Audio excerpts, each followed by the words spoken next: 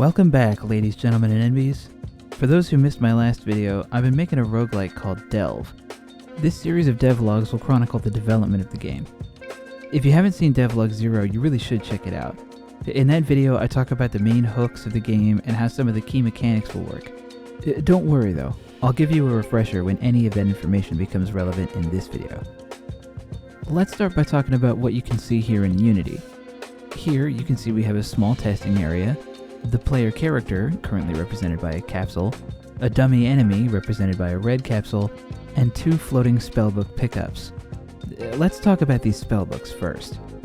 For those who missed my last video, here's a quick rundown of how spellcasting works. In order to cast a spell, you need tomes. An essence tome is absolutely necessary, but a school tome and an augmentation tome can help refine the spell and make it more powerful. You can only carry one of each of these tomes at a time, which means you only ever have access to one spell at a time, depending on the tomes you carry. On the left, we have an essence tome, and on the right, we have a school tome. By picking these up, I can gain access to a spell based on the combination of essence and school. The framework for this system has now been implemented, and I've been working on adding the functionality of each spell to the game. Right now, there are a total of 4 spells implemented. First is Fireball. This spell is a combination of the Arcane Essence and the Evoking School of Magic. Casting this spell sends a projectile forward, which detonates on impact or after about a second. When it detonates, it deals a decent amount of damage and applies a lingering damage over time effect. This is an effective area of effect spell, but its cooldown is just long enough that the player must be sure to use it efficiently. Secondly is Cursing Shadow. This is a combination of the Necrotic Essence and the Evokum School. This spell hurls a massive shadow forward, dealing high damage to the enemy it hits. It also inflicts several debuffs on the target, which we'll go over later. Unlike Fireball, this spell focuses more on damaging and weakening a single target as opposed to a large group of enemies. Thirdly, we have Regeneration, which is a combination of the Divine Essence and the Abjura School. This spell pretty much does what it says on the tin. When cast, this spell will heal you for roughly 30% of your maximum health over 3 seconds. The fourth and final spell I've implemented since the last video is called Heavenly Haste and is a combination of the Divine Essence and the Transmuta School. This spell increases your attack speed and movement speed by 50% for 3 seconds, which can be extremely powerful. This is also a good spell for clutch moments, where you need to turn the tide quickly. I mentioned in the last video that I wanted to get one of the character's full set of abilities to be functional. For this, I chose the Gunslinger character that I described before. Their primary attack consists of their dual spell guns, which allow them to be effective at mid-range. The projectile and particles here are just for show. This ability is actually hit scan, meaning the damage checks are all done at once. This character's evasive option is a dodge roll, or at least it will be when the modeling and animation is done. Just pretend that you can see them rolling here. You can actually pass through enemies with this ability and have a short window of invulnerability during it. One of the more interesting to implement features so far has been this character's secondary ability. When activated, the character will automatically use their dodge roll and will lay an explosive charge. Once armed, the charge will detonate when any enemy gets close enough to it, dealing massive damage in an area and applying a damage over time effect. When the charge is initially set, it takes 1.5 seconds to become armed. This arming time, though, is divided by your attack speed stat. By default, your attack speed is 1. However, if you have a plus 50% boost to attack speed for a total of 1.5, the charge would instead take just 1 second to arm. I've mentioned damage over time effects and debuffs a few times at this point, so I think it's time we talk about status conditions. Currently, I have 5 planned status conditions: Affliction, Burn, Freeze, Root, and Stun. Though there will almost certainly be more status conditions added to the game later on in development as new characters and enemies are implemented.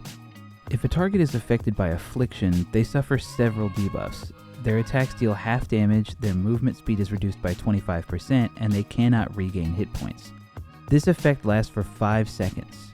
This is the effect that the Cursing Shadow spell inflicts. If a target is affected by Burn, they take a small amount of damage 3 times per second for 5 seconds.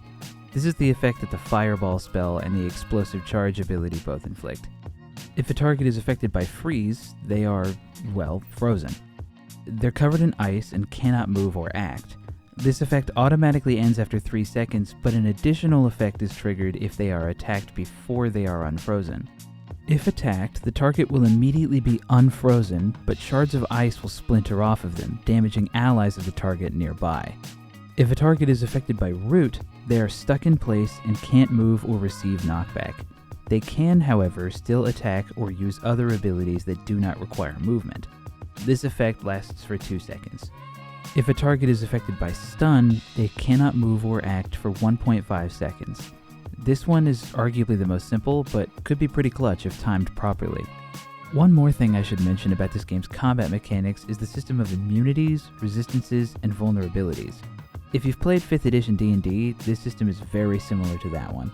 There are 5 damage types: physical, elemental, radiant, primal, and dark. The last 4 of those loosely correspond to the 4 essence types, by the way. If a target is hit with an effect that deals damage of a type that it is immune to, they take no damage from the effect. If they are instead resistant to that damage type, they take only half damage. If the target is vulnerable to the damage type, they take an additional 50% of the damage. Immunities and resistances also have an effect on status conditions.